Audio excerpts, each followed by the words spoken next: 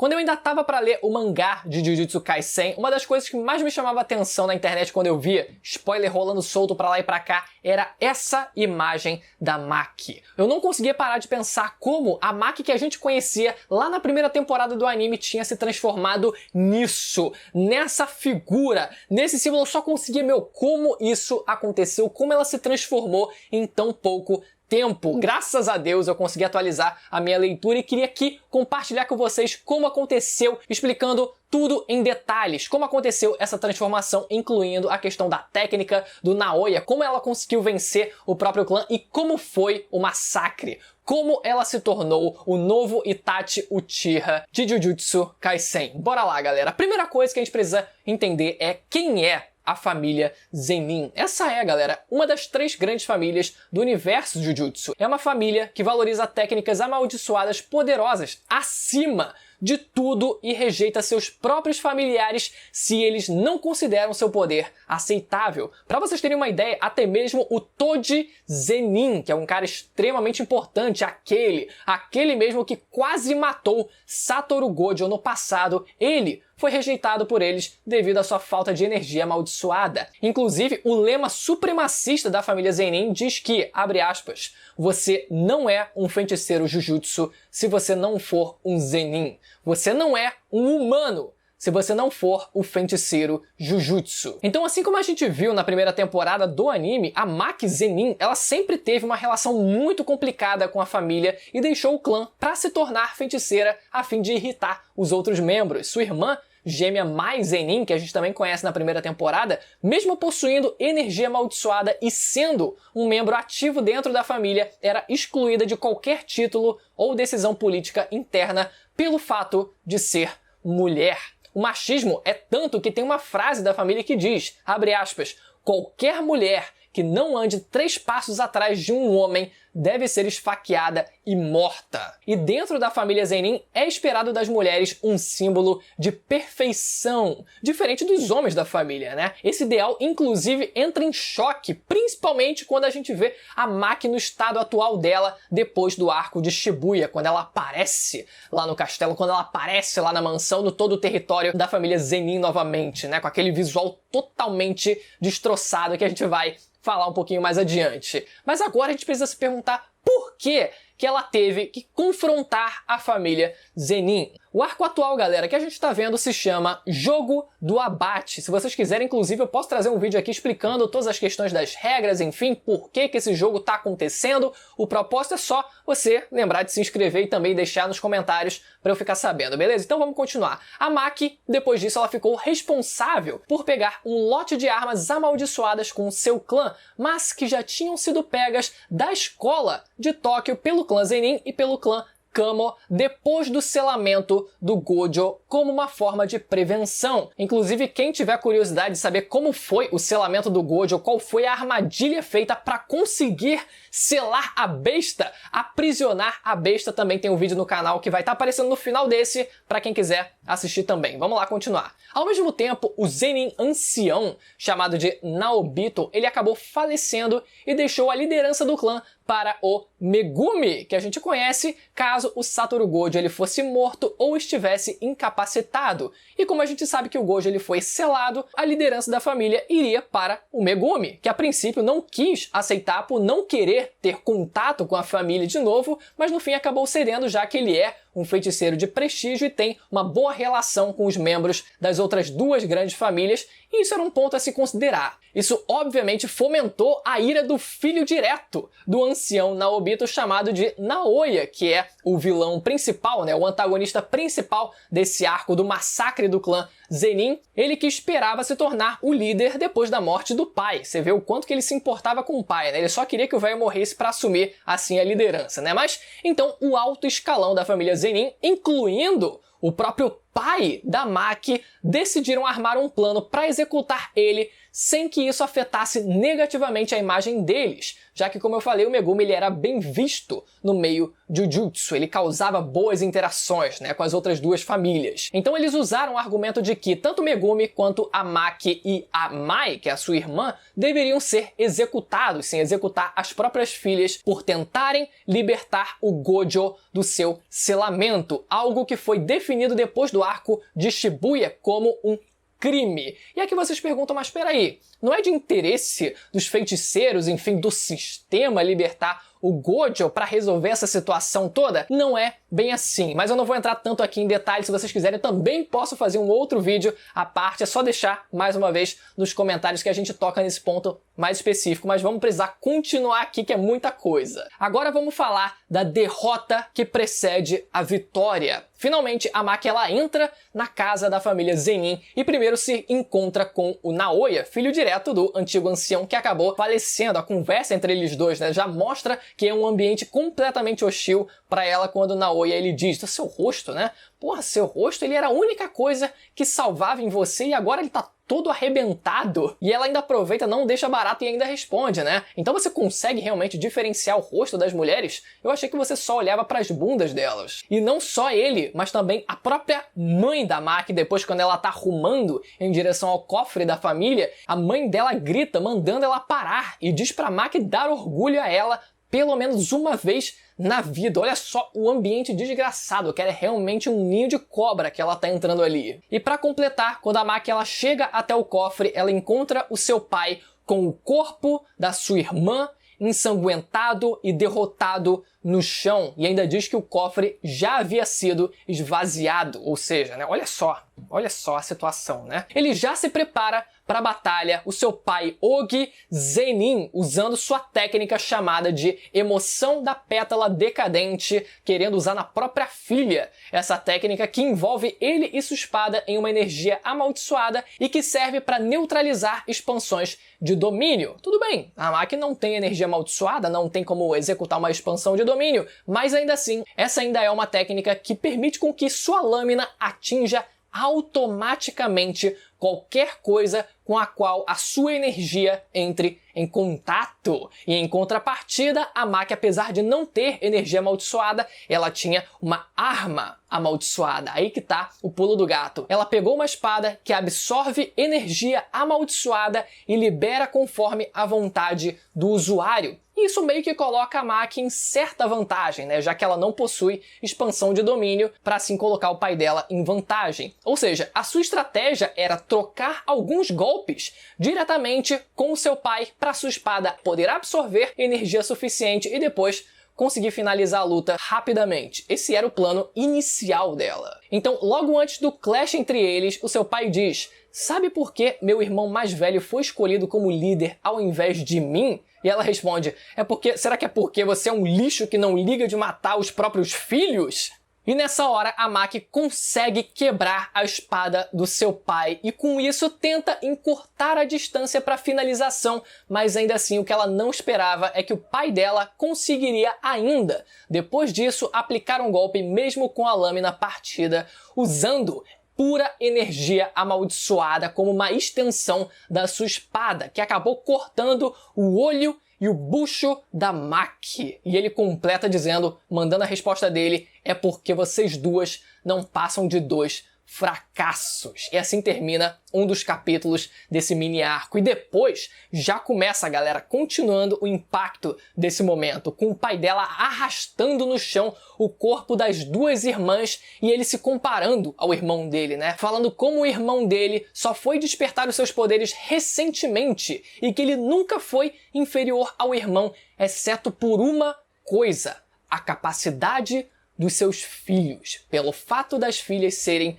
mulheres e principalmente uma delas nem sequer possuir energia amaldiçoada. O próprio pai joga a Maki e a Mai para a morte numa sala de treinamento e punição para serem devoradas por maldições, enfrentarem maldições até se esgotarem e serem devoradas. Esse é o cabeça não, né, que ele não virou líder, o pai dessas duas. Olha só o nível de loucura que esse cara tem. E aqui, galera, que começa a parte do despertar de Maki Zenin. Vamos entender, galera. Primeiro, a Mai, a sua irmã, ela vê a Maki deitada no chão, desmaiada, beija ela na boca. Fraternidade, pura fraternidade, obviamente. E as duas vão para um plano astral numa praia. Lá, ficamos sabendo que a Mai, ela pretende se sacrificar pela sua irmã Maki, e assim ela explica o motivo. E aqui, galera, presta atenção porque exige uma certa liberdade poética pra coisa que vocês vão entender. A Mai, ela explica que percebeu que gêmeos monozigóticos são considerados um indivíduo único no mundo Jujutsu. É como se um único ser tivesse sido dividido em dois, e a Mai estivesse limitando o potencial da Maki, já que ela mesma não tinha a intenção de evoluir. Um precisa morrer para que a maldição dos gêmeos deixe de existir. Esse é um conceito novo que foi introduzido bem na hora que a coisa precisava ser acontecida. Tudo bem, exige uma certa liberdade poética para a coisa ali. Seria melhor se o conceito já tivesse sido introduzido antes, confesso, mas dentro de toda a viagem que Jujutsu traz aqui, todas as liberdades poéticas, enfim, conceitos de habilidades, não é algo que foge a nada. Realmente está muito condizente com o universo, é só realmente uma estranheza que causa por não ter sido introduzido antes. Então, a restrição celestial parcial, que esse é um conceito que a gente já conhece, que forneceu uma capacidade física elevada para a Maki em troca de não possuir energia amaldiçoada, assim como fez o Toji Zenin, que a gente conhece também, ele sim foi o maior exemplo disso, foi agora potencializada ao máximo com a morte da Mai, já que toda a energia da Mai foi extinta. Só com isso ela já pôde ser comparada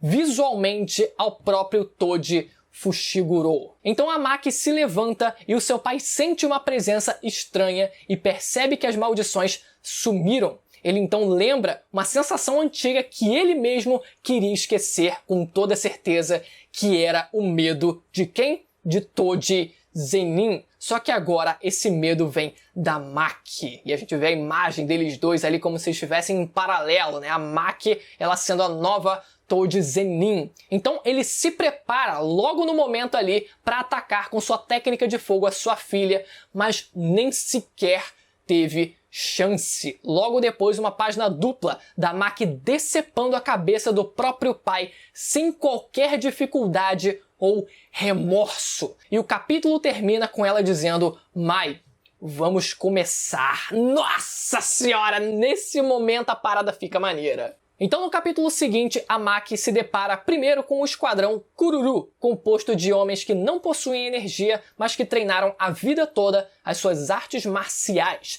Só que eles só servem de bucha, só servem de randoms, já que a gente vê páginas e páginas e páginas daquele capítulo com a Maki decepando e matando todos aqueles artistas marciais que não ofereciam qualquer resistência para ela. Depois aparece o esquadrão mais forte, o esquadrão de elite do clã Zenin, onde um deles tem o poder de controlar pedra, que depois morreu feito random, um outro que tem uma habilidade muito interessante, que conseguiu paralisar a Maki com o olhar. Esse era o poder dele, ele conseguiu paralisar a Maki com seu olhar. Só que o ponto é, ela tinha uma força física tão imensa agora que conseguiu se mover e com isso quebrou os olhos do sujeito. E depois ela ainda aparece carregando a cabeça de um outro membro dessa elite de guerreiros da família Zenin, sem problema nenhum. Cara, mas aquela cena dela quebrando só com a força bruta, assim, quebrando a paralisação, e o cara dos olhos lá assim, os olhos tudo sangrando. Nossa, galera. Só que eis que aparece o principal antagonista desse mini arco, que foi o Naoya Zenin, o líder dos feiticeiros de elite da família. E mais uma vez o diálogo entre eles é sensacional. Ele chegando com toda a ironia do mundo, dizendo: nossa, mas você não tem coração mesmo, né? Caraca, olha só o que você fez. Nós somos da sua família, que é isso? E ela dizendo: ele levou embora. Ou seja, o pai dela levou o coração embora, não tem mais qualquer empatia, qualquer pingo de empatia que possa segurar o monstro a partir de agora. Incrível como o Naoya nem tinha se cagado ainda nessa hora, tava ali todo na ironiazinha. Inclusive uma coisa interessante aqui que é o capítulo começando com o Naoya pagando pau pro Toji Zenin, ele lembrando de quando ele era criança e imaginando que um cara da família Zenin, sem qualquer energia amaldiçoada, que provavelmente seria um Zé Ninguém, quando ele bate o olho naquela figura que era o Toji Zenin, meu amigo, ele conseguiu sentir, cara, esse cara é um homem de respeito, esse é um cara que merece respeito. E em contraste a isso, no momento atual da história, ele não demonstra qualquer respeito por ela, ele simplesmente trata ela, mesmo que o semblante dela transparecesse que ela fosse a nova Toji Zenin, ainda assim, pra ele não conseguia respeitar esse fato. Mas agora vamos entender, galera, algo que muita gente ficou em dúvida, que é o poder do Naoya Zenin de 24 frames por segundo. Muita gente ficou na dúvida quando isso foi mostrado pela primeira vez, eu incluso, todas as variáveis, as vantagens, desvantagens, tudo em relação a essa habilidade, e eu pedi ajuda pro meu brother Tassiano, do canal Zona OP, que me ajudou aqui esclarecendo algumas dúvidas para assim explicar tudo direitinho para vocês depois, ó. Vale muito a pena vocês darem uma passada lá, que é um canal de excelência. Com certeza vocês vão gostar bastante do conteúdo dele também, e sempre que ele pode, ele me ajuda aqui também, principalmente agora com os vídeos de Jujutsu. Então vamos lá, galera. A definição da técnica por si só se chama técnica amaldiçoada de projeção. Ou seja, o usuário dessa técnica vai programar o seu trajeto, dividindo esse trajeto em 24 quadros de ação, naturalmente baseado no conceito de 24 frames por segundo que a gente conhece no mundo da filmagem, fotografia, cinema, etc. Então um exemplo, se eu quero chegar no telhado do prédio da esquina, o que eu faço? Eu vou projetar 24 quadros de ação até eu conseguir chegar naquele destino. Eu vou aqui, pegar aqui, depois eu vou pular por cima do carro, depois eu atravesso a rua desviando, depois eu paro porque o carro vai passar. Eu consigo planejar 24 quadros de ação para assim eu conseguir chegar ao meu destino. E quando eu coloco essa técnica em prática, quando eu coloco isso, quando eu ativo essa minha técnica, isso tudo acontece no intervalo de 1 segundo. Então algumas condições aqui para essa técnica funcionar. Primeiro, o usuário ele não pode mudar a sua trajetória depois de definida.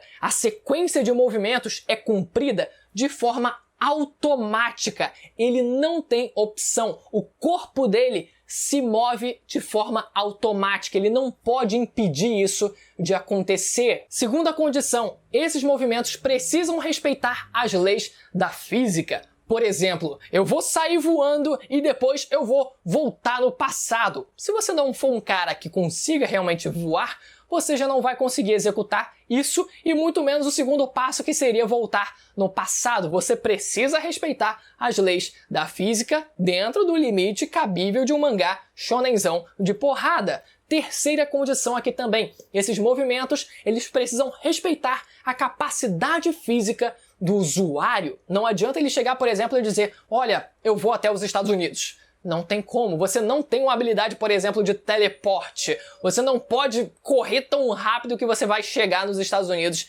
em 1 segundo. Isso precisa respeitar a sua condição física e também as leis da física. Ou seja, quando a gente fala que caso ele não consiga cumprir essas condições, ele vai se congelar por 1 segundo, não quer dizer que ele vai tentar e aí ele não vai conseguir porque ele tropeçou ali sem querer e tal. Não, é automático. No momento em que ele já define a sua trajetória, se aquilo não for viável, se aquilo não for fisicamente possível, não adianta, a coisa vai acontecer e você vai ser paralisado. O usuário, o próprio Naoya, ele vai ser paralisado por 1 segundo. Não adianta, tipo, eu vou tentar aqui. Não. Você vai automático e se o que você tiver pensado foi inviável, já era. Você vai congelar por 1 segundo. Vamos lá, continuando. Agora a pergunta que vocês podem fazer aqui é, mas por que o Naoya ele usaria essa técnica ao invés de simplesmente tentar executar fora dela, executar por conta própria? Assim ele não correria o risco de ser congelado por 1 segundo. Não faz algum sentido?